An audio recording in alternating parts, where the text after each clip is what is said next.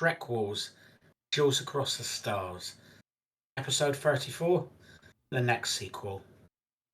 Top 5 sequels. There is unrest within the Federation Council. Several thousand solar systems have declared their intentions to watch the Star Wars sequels. Little did the Federation know, the Galactic Empire has secretly been hiring bounty hunters to bring newly produced Star Wars sequels to the Federation with the aim to secure a foothold in the Alpha Quadrant. When completed, these sequels will spell certain doom for the Star Trek franchise and its capability to produce its own. Only 2 fans can restore balance by ranking their top 5 sequels. Hey, welcome back to a new year and a new episode of Duels Across the Stars. I'm Ben. My co-host here is Tom, and I think this is the first episode I've ever introduced myself by my first proper name, but we're going to go with this. It's a new year. We're going to try something a little bit different. It's absolutely brilliant to be back in. It's a brand new year, brand new us. You guys will see, hopefully, some changes in terms of the visuals that we're presenting on here. Hope you like them. Please leave a comment, as well as any likes and subscribes if you're liking what we're talking about and what we're doing. It is all very much appreciated. we're going to be ranking Star Trek and Star Wars up against each other here, and whichever does the best sequels. But as this is the first one since Christmas, I just want to set off a couple of things I got for Christmas. So, for starters, thank you to my nephew for this one. Oh, technically, it's probably his mum who bought that, but I won't say it if they don't. Also got something there, and then something right up there. So, Oh, lovely. anyway, I'm going to follow suit with you very quickly, though. I've got this gorgeous brand new Ellington fountain pen, which I've been using to take my notes for tonight. It writes beautifully, very well balanced. Love the pen. I'm a big guy when it comes to stationery. Also, I've got a little stocking filler. Again, quite sci-fi themed. Here's little Rex in a Y-wing, which shoots its little guns there. But I thought he looked really, really cool. And similarly to Ben pointing out a certain Lego model, I also have the exact same Lego model that I got for Christmas too. So I think we need to do some type of streaming collaboration very, very shortly then. yeah, watch the space. I know I've done a live stream with a non-live stream for build of a Obi-Wan's one of Obi-Wan's I think it's Jedi ship before. So yeah, watch the space, and hopefully between us, you'll definitely see a couple of episodes streaming that. How did we come across our picks that we're about to tell you? There's a way we do it. We pick our own rules, and we're going to go over this now. So, Olympus, how did you pick your? How did you structure your picks? So I kept this very similar to our previous episode, which was around prequels, where I've basically done the polar opposite to what I did for the prequels. So it can be any TV episode, show, or movie, or game that acts as a follow on to a previous TV, movie, or game. What I've tried to do, the memory was terrible, so I may have overlapped in one or two places. Hopefully, I've not.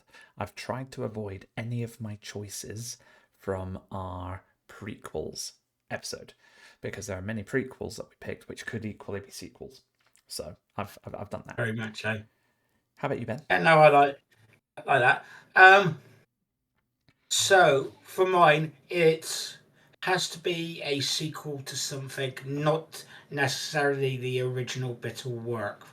So when I say the original bit of work for Star Wars, that's A New Hope / the original trilogy, and I am counting that from the point of view as one. I'm not going to say this, episode 5 and episode 6 are sequels. I'm Okay. not going to go in that one, so that's not counted for me. And the original series for Star Trek, so it's not necessarily what comes after that. Those ones they can be like a sequel to a prequel. They can be a different timeline, just something that's inspired by the original shows. I will break that in something, but we'll get there in a minute. So It's always fun to break the rules or bend them. yeah, definitely. And I I've put the content is at different lengths for what I'm picking, Okay. but the stuff that has got generally smaller length of time to watch, or listen to, or play tends to be nearer the 5, and where the longer bit works tend to be nearer number 1. So that's just a coincidence in my picking. Tell you what, I think I might start off with number 5 Ooh, go for in it. this Go one. for it. So I'm gonna go with a film for my first pick, for my number 5 pick. And this one is actually a sequel to a TV episode. So Okay, I'm this intrigued. is it is. So this is from Star Trek, and this is a sequel to an episode called Space Seed, where they had a couple of people attack the ship, take over the USS Enterprise, and then they go and put them on a planet out of the way, city out in the city outer Alpha system, and they came in here in the Rafa Khan, where they were trying to find another planet, and they found a certain Khan there, or should I say Khan on the planet there. So this is the second film for in the franchise for Star Trek. All, and as I said, all from an episode. So after what was a film that was, let's say, has mixed reviews, looked good for the times, but by some fans, it's not. It's considered not necessarily the best film in the franchise. And this is the first one where you near as damn it, everybody goes, "This is a great film," and it usually comes up here in the number 1 position a lot, not by me, but by enough people and it's good enough for me that it goes. This is a great film and a great sequel. You have Khan trying to get revenge, and is generally considered probably the best villain by a lot of people, or at least the most famous villain from Star Trek by a lot of fans.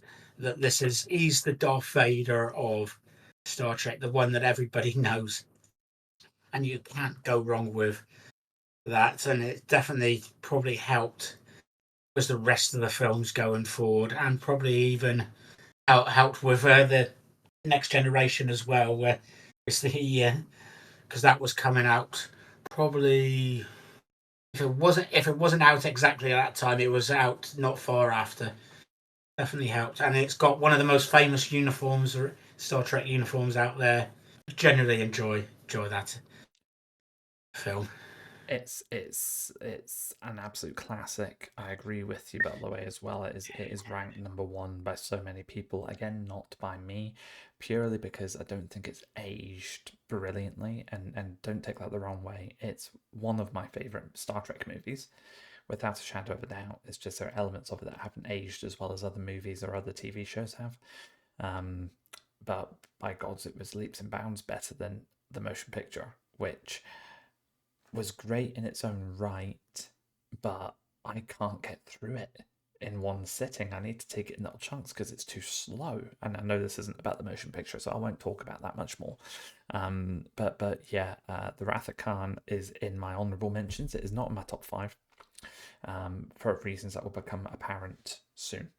But it's an absolutely phenomenal movie. I love that they took something that happened in the original series from a sort of TV episodic point of view, and made an entire feature length movie about it, which just was an absolute success.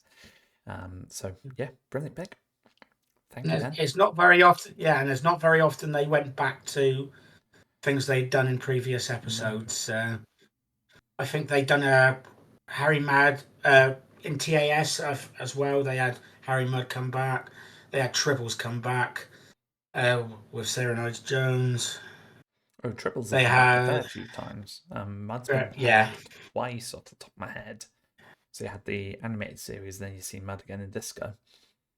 yeah, and the short treks as Yes, well. sorry, there were 3 times. Yes, fair point. Yeah, and there was another episode, another one. I forgot what it is. Their courtroom. They're only two-parter. It's not that you saw the original pilot at the time because that did not get aired. That basically is a sequel to the pilot, so Yes. a double-parter. Anyway, what's your number 5 pick? My number 5 pick is with the other franchise, and it's The Force Awakens, which Oh, does not receive the love I think it should. But I'm going to keep my summaries relatively short today, just because I want to try and force myself to be a bit more concise. But what I'd say about The Force Awakens is that it's a very, very brave attempt to continue the story from the original 3 movies and the subsequent 3 prequels, whilst at the same time start to take us in a new and different direction. And I think it actually plays on that quite well in certain aspects. It does mirror A New Hope in a lot of ways, but then it is meant to be a new beginning. There's a quote at the very start of the movie that talks all about the fact that it's being redone. It's a new beginning. They're not fixing things, but they're doing things again. Which reminds me of Battlestar Galactica and the whole, this has happened before, it will happen again kind of circle. And now I'm thinking about Lion King and the Circle of Life. I'm going to stop rambling. So it's got great characters. It introduces who I think is an absolutely brilliant lead and female lead as well, with Daisy Ridley playing Rey. You've got some good, very different relationships going on throughout the movie, and you get some classic characters returning in nice little cameos, which I felt was quite nice too. So all in all, a very lovely, rounded sequel, and I think it did the previous movies justice, in my opinion. That's my number 5. What do you think, Ben? I love it. I'm glad you picked this, and I really like the film myself. Okay, it is a safe restart, Yeah. and I say that deliberately, hasn't it? Yeah, it restarts the franchise. It brings some of the old characters back. Okay, it maybe mirrored it all, but if it starts it safely and gets it back on the run, franchise definitely, definitely good for the franchise in my opinion. That one, um, yeah, I love the characters. I love so whether that be BB-8, Finn, or Ray, or any of the other characters for that matter. I'm glad they did that, and One, yeah, sorry, I was going to add as well, there's one bit which no one ever seems to really talk about, but it's widely believed that the planet that Starkiller bases is Ilum. Um, oh yes, if it and yeah, I is, heard that. that's another very loved planet going kaboom, which is rather tragic. It is, yes, very very annoying, but Mm-hmm. uh, as they seem to invent a new planet every show or film, we're not going to necessarily run out. Watch Skeleton Crew, which by the way is absolutely phenomenal so far. But they've made up multiple planets. I think it's one planet, minimum one planet for every episode that they've aired. Yeah, doesn't surprise me. Doesn't surprise me. I've been meaning to get into that for since episode 1, but I've not. Oh, it's brilliant. But anyway, I digress again. What's your Anyway, number 4, Ben? so my number 4 is a episode this time, and I'm going to Voyager, and this one is a sequel to an episode called Demon. So, just a quick outline of Demon.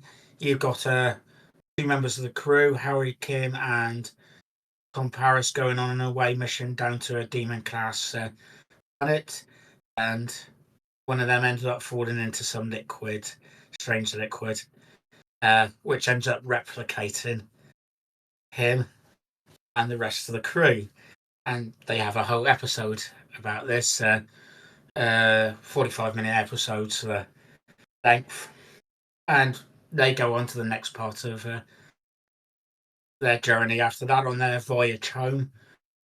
And then you have another episode come up a little while later. Starting off, you got no idea what's exactly happening, but you got this wedding between Tom Paris and Belana Torres going on. And then suddenly it's like goes all slow and wavy, and something odd's going on. All everybody's getting ill, and you find out that these guys are the duplicates from the Demon class planet. I believe that they're the crew, the USS Voyager crew, and they're trying to make their way home. And then it's like you have that argument of, are we doing this just because we're clones, or should we just go back to the Demon class planet and get ourselves healthy again, as everybody is dying off? And it ends with this distress call going off from them.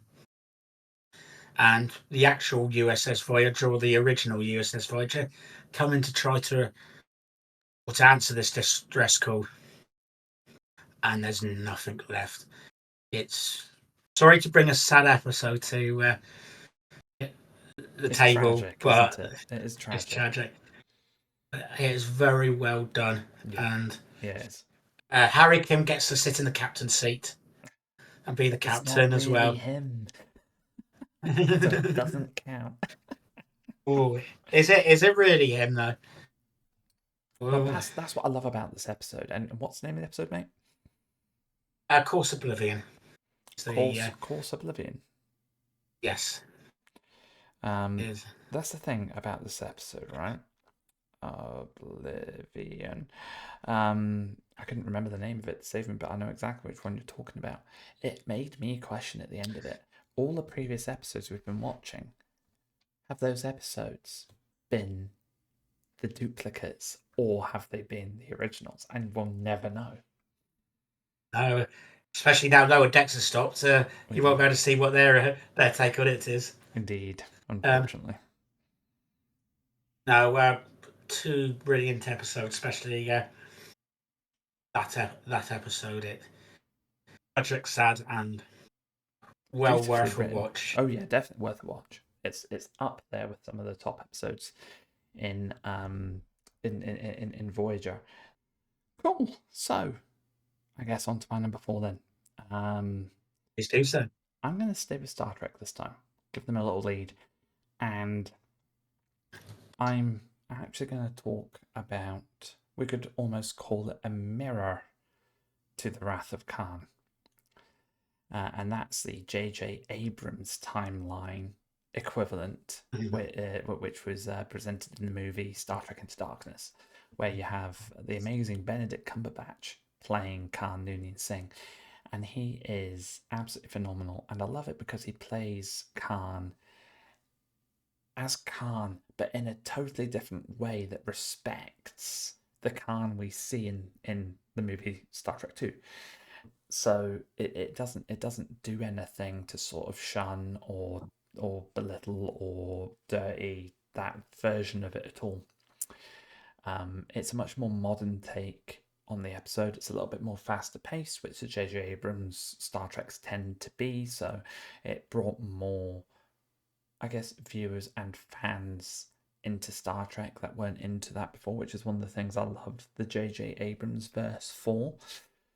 And don't get me wrong, there's some things in it that I don't really quite like. The whole role reversal of the death sequence. I wasn't, the whole Khan bit as well. I wasn't too happy with that. The very rushed, ooh, this trouble can save his life scenario as well. I didn't like that either. But those little bits aside, there are some absolutely phenomenal elements to the movie. I think the story's really compelling and really drives the right messages too. And there are scenarios that really allow Benedict Cumberbatch to create Khan's character and really play him well, like when he snaps Carol Marcus's leg and then crushes Admiral Marcus's head.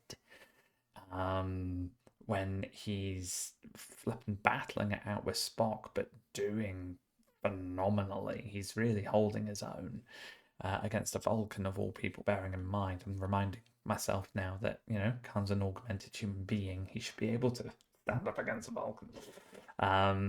So actually, well done to Spock for winning that battle. But Yeah. he's overall, Benedict Cumberbatch really makes that movie for me, as you can probably tell. He was brilliant in it, but the whole cast came together to make something truly great. And Simon Pegg in particular, playing Scotty and creating that real sort of divide at the start of the movie between him and Kirk, which he has to rectify, or they have to rectify together towards the end. I could keep going on and pick different bits and pieces, but ultimately it was a brilliant sequel to the first Abrams-verse Star Trek movie from 2009, and really honors, in my mind, it honors in a lot of ways what The Wrath of Khan did as well. So that's my number 4. Cool. I'm glad you picked this, and yeah, we can almost do the Khan complete angle here. Mm-hmm. To be honest, but no, I'm glad you picked it, and I agree with what you said as a whole. There were some really really good parts in there, some annoying bits, but Yeah, doesn't there matter. are. There are.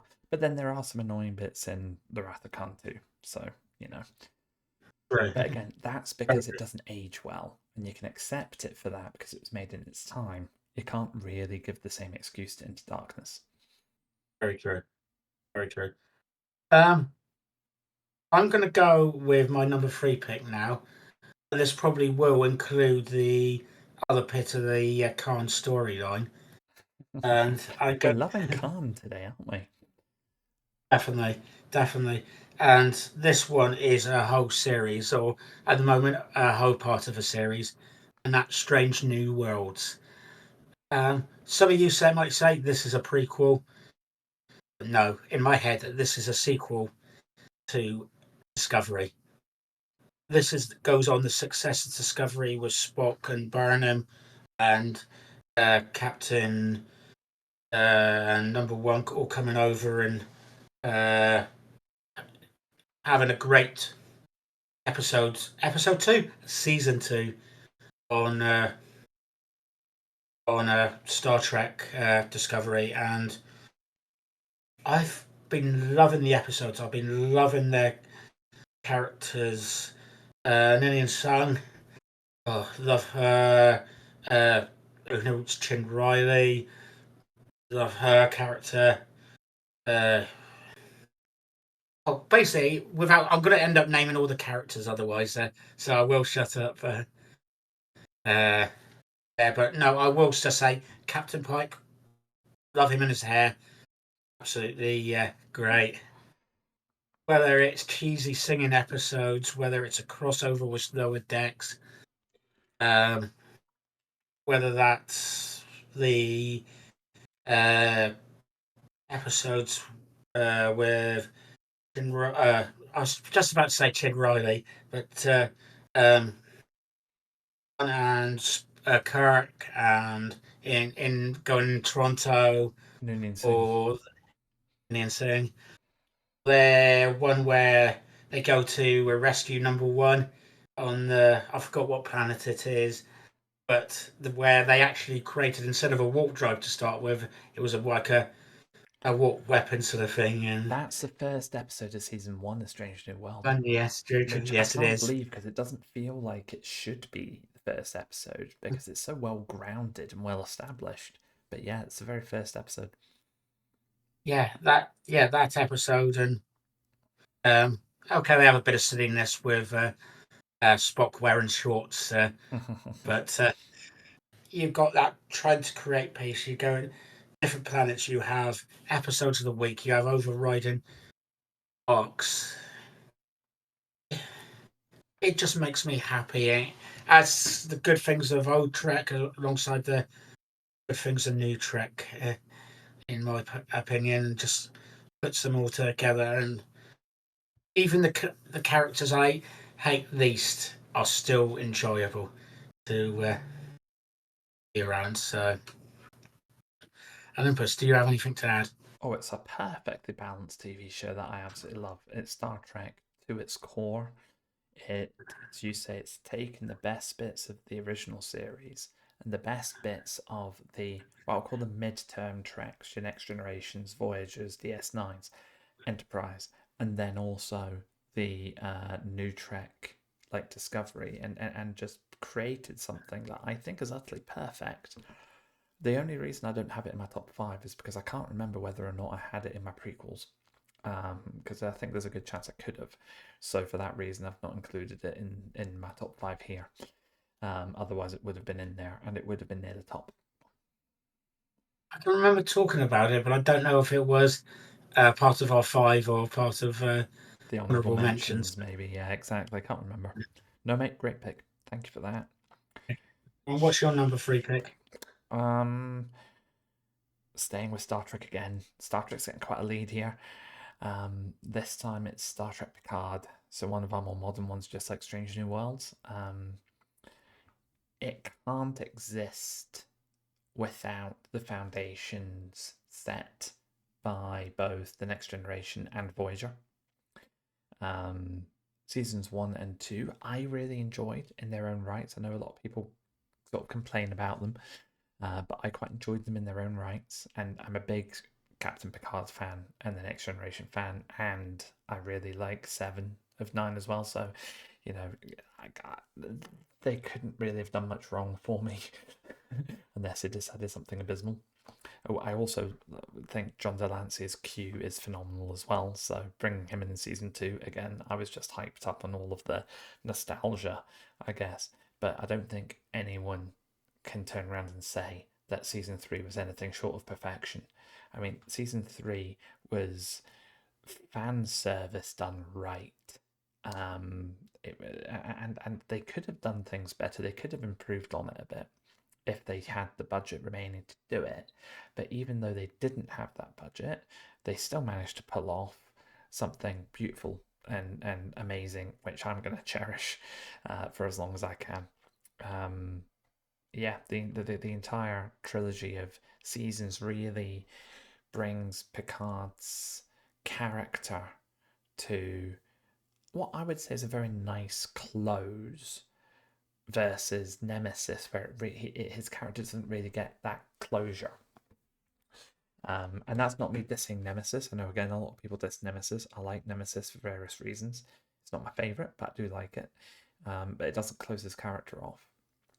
And who knows, we might see a Picard movie, because reading his biography, he, like Patrick Stewart, isn't happy with the closure of Picard's character in the Picard series. He wants a movie to round it off the way he wants to round it off, kind of thing. So we'll wait and see on that. But yeah, my number 3 is Star Trek Picard. Oh, I'm glad you went for that. Some really good episodes and in there and stories in there.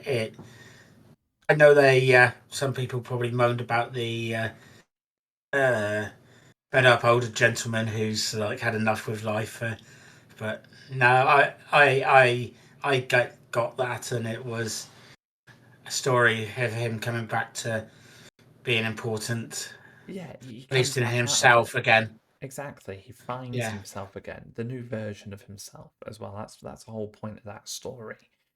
And some brilliant character development, even from the TNG cast outside of Picard himself. and some great scenes and sequences and whatnot too. I mean, the whole battle and scenario with the Shrike, the relationship damage and repair between Riker and Picard. You've got, the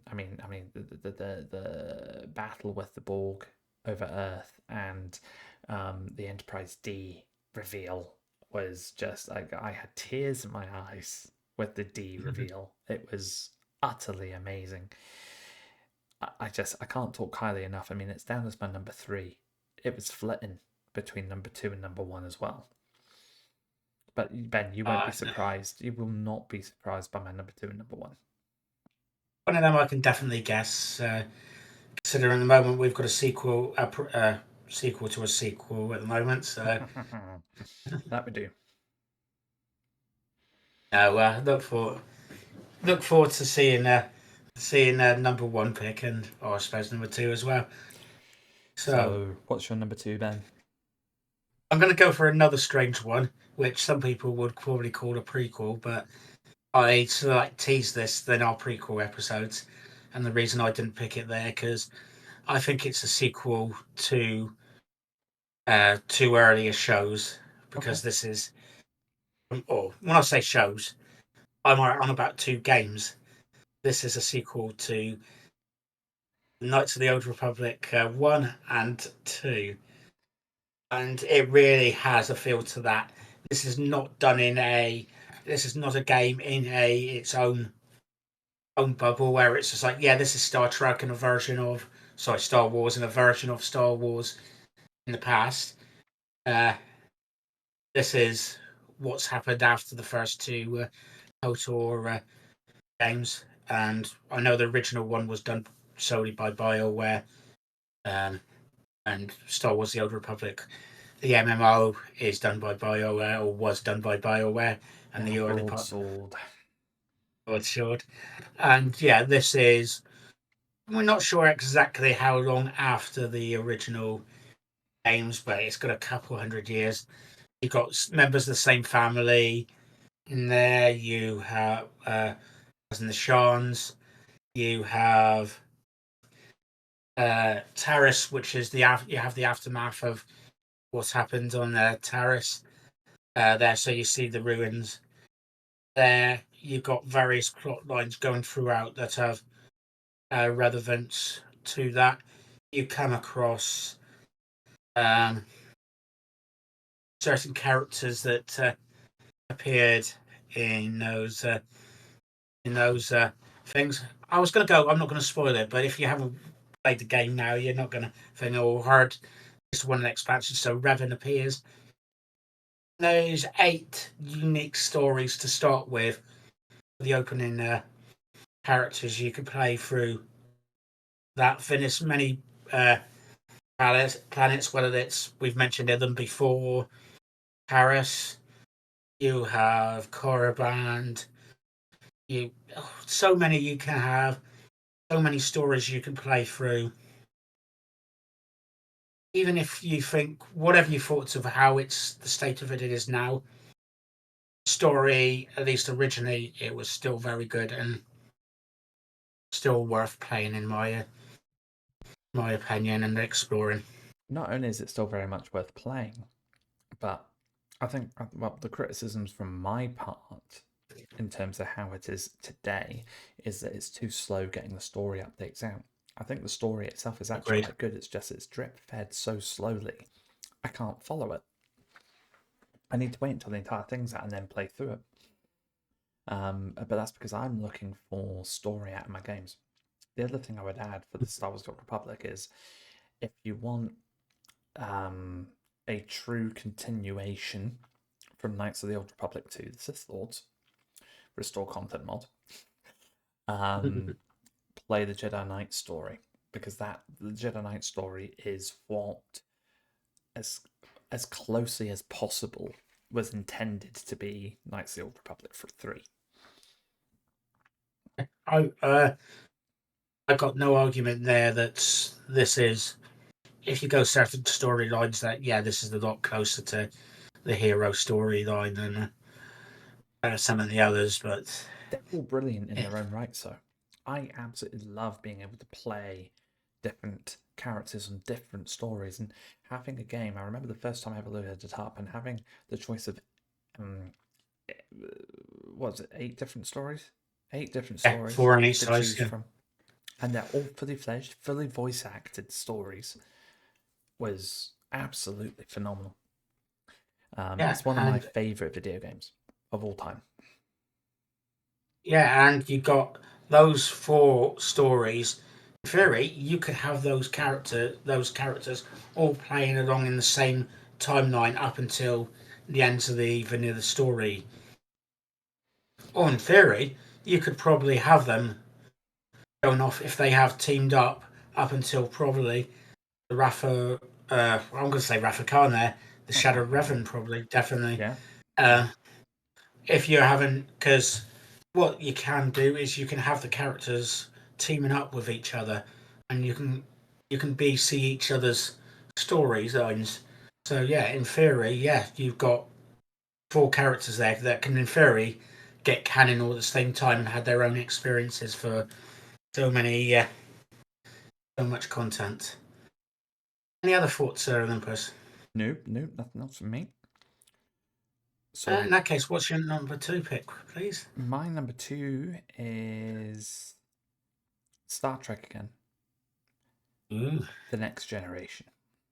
Oh, You thought that was my number 1. I did. Yeah, this is my number 2. It was number 1 for a while, but I've let it down. You'll see why in a minute.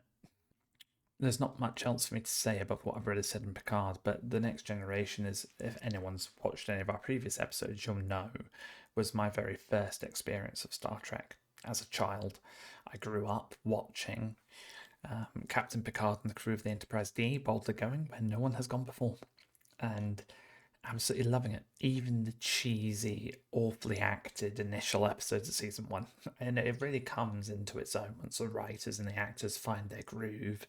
Mid-season 2, probably, but definitely from the start of season 3, it is well polished, well finished Star Trek bliss. And it does what Trek does best, and that is all I'm going to say. If you have not watched Star Trek The Next Generation, where have you been? Go watch it. Yeah, I completely agree. Which this is for me, this is what I got brought up on as well, and this is the ultimate sequel that people nowadays think as one of the founding shows to Star Trek, and they put it alongside TOS, or if not, this is their alternative to TOS, It and it it I very don't. much. Sorry for interrupting, but it very much is the next generation of Star Trek. It did Yeah, exactly what it said in the tin. yeah, Without TNG, there would be no Voyager. There would be no DS9. There would be no Enterprise. There'd be no Discovery, no Strange New Worlds, no Lower Decks, no Star Trek Prodigy. None of it would. I mean, none of it would have existed without the original series. But none of the modern Trek we have today would have existed without the Next Generation. completely agree, and that's why it's my number 1 pick because of all these things. And for me, this is Star Trek for me. And yeah, okay, yeah, TOS is great. Deep Space Nine became my favourite show. Strange New World is very close to taking over from that. And I love the rest of it. But yeah, TNG is, when I think of Star Trek, that's Star Trek for me. It's Captain Picard, it's Worf there on the security. You have Data at, not Con, but up at the front there. You've got Dr. Crusher in sick bay. You've got Geordie there as the engineer. Love Scotty, but Geordie is the engineer for me. And yeah, even though you have some cheesy storylines, you still got a little bit of that cheese coming off from TOS. Still love it to bits. And I suppose that is my comfort show as well. Um, yeah, love it. Number one pick. Can't believe that was your number one pick. That's brilliant. As I said, it was mine as well. I moved it last minute.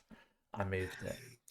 I moved it for a TNG related movie, as in it's actually a TNG movie, and that's First Contact, which again has been one of my picks in several of our episodes in the past. But the First Contact, here's a little bit. I don't know if I've said this before or not, but where Star Trek: The Next Generation is the first Star Trek series I ever watched.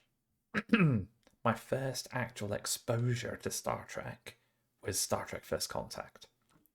Was it? Wow. Yeah. I can't remember if you have mentioned it, but Yeah. I've managed to forget. It's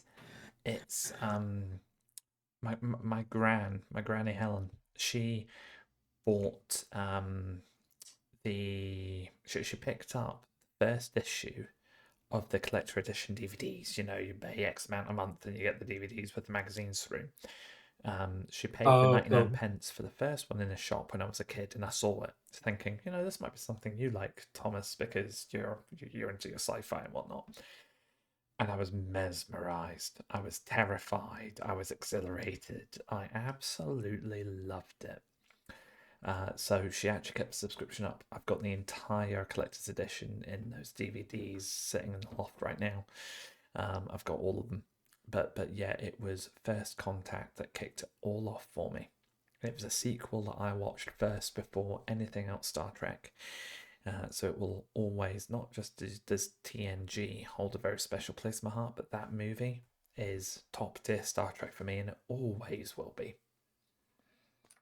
and yeah, I picked a prequel to that I know in our top 5 prequels as well. Yes. Uh, and this is a sequel to various Borg episodes throughout Star Trek, but this is, I suppose, in theory, yeah, it is also the second bit of content that is called, or at least aired content that is called First Contact after the episode First Contact and TNG as well, which has absolutely nothing to do with the Borg or the film. So, Indeed. yeah, no, I'm glad you. This is probably my favourite film from Star Trek, to be honest. So I'm glad you Oh, picked thank you. that. I can't remember if we've done top 5 movies yet or not. Our first episode. Nah, so it was. See, it's been that long. It's been 34 episodes ago. Yeah. I'll go back and watch it, but I am pretty sure First Contact will be my number one choice. Oh, cool. No, I can't. I'm trying to remember my ones, and I think I had one of the ones that is a not actually Star Trek or Star Wars. It's like a oh damn it, I forgot which one I. It wasn't Spaceballs. It was something like that. Rogue One, because I love Rogue One. Oh, yeah. Of course.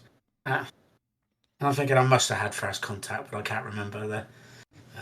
So, mate, what's the scores on the doors? 5, 6, and 8. I'm just doing my maths. Unfortunately, a lot worse than I thought. It's 8-2 for Star Trek. It goes with our new theming that we've got on screen right now. It's all very Trekky today. It is. It is. Tell you what. Here's some of my honourable mentions Yes, that I please. had to help on this one. I did have Force Awakens, so that was there as well. Ahsoka was definitely in my top 5 up until about an hour ago, or probably an hour and a half ago. So that was to Rebels and Clone Wars. Picard was there. Lower Decks, full stop. That's definitely there for me. Unifications, part 1 and 2, and I suppose 3, which is almost just a sequel to a Spock and his storyline. False Prophets. So that's the Ferengi episode in Voyager. That's related to the Ferengi who tried to buy the wormhole, went through the wormhole and ended up in the Delta Quadrant. And I also had Fresh and Blood, which was a sequel to the Killing Game in Voyager as well. So, Olympus, what's yours? So I've got a little split. I'll start with Star Wars, The Mandalorian, Ahsoka, KOTOR 2, restored content mod, The Clone Wars, the bad, but you've got to put in restored content mod every time. Without that restored content mod, honestly, the game is unplayable. The Clone Wars and The Bad Batch. Star Trek. We've got Strange New Worlds, Lower Decks, Voyager. Oh, sorry, I forgot Skeleton Crew on honorable mentions for Star Wars. And the reason why Skeleton Crew is not in my top 5, because by the way, so far, we're 5 episodes in, it deserves a space in my top 5. That's how good it is. But the reason it's not is because it's not finished the season yet. I want to see the season through to completion to decide. So watch the space on Skeleton Crew. But yeah, then as I say, we've got Strange New Worlds, Lower Decks, Voyager, Deep Space Nine, Discovery, which is a sequel to Enterprise in my mind in seasons 1 and 2, but then a sequel to everything else from season 3 onwards. Very true. Very true. Very true. That's why that's my honorable mentions. And of course, big stars at the bottom, The Wrath of Khan. Yeah, no, definitely. I wouldn't go as far as say, yeah, I suppose not quite the original sequel, but not far off. Yeah, not far off. Yeah, the original sequel to the original movie. Yes, definitely. Glad you picked those. If you've got your own top 5 lists out there, please put them in the comments. Message them to us. I'd love to hear what you picked. There are multiple 33 other episodes out there, movies, prequels, and a list of other things a mile long of other rankings. So please go and watch that. So come and see us on our various stuff. Olympus we'll have all our stuff in the comments below. But Olympus, your general name for stuff to find you at is Olympus0511. You'll find me using that in most places, be it Twitch, YouTube, what do you call it? Twitter, Sky, I guess, Bluesky, Twitch, Twitter. And you'll also find me under my actual name, Tom Macaulay. Actual name, Tom Macaulay on Trek Central. Yeah, and generally you'll find me at TrekWars and Fantasy on the various things. And if you do want this as a podcast, we should have mentioned this at the beginning. It's at Duels Across the Stars. Yeah, so and find us there. On the podcast, Spotify has been woefully neglected over the last few months, very much because I have not had my computer.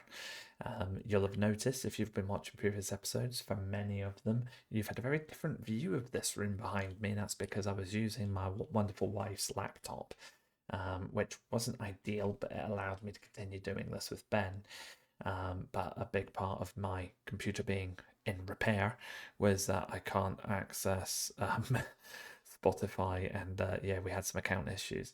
But now the computer's back, everything should be back up and running, so expect Spotify to be back updated in the next couple of weeks. It's going to take a while because we're missing a lot of episodes now, but I will slowly work through those for an up-to-date podcast view of our show. Keep me honest here, Ben. We're on Apple, aren't we? Apple Podcasts. Yes, Apple Podcasts. Yeah. Fantastic. So you'll be able to find us there. Yeah.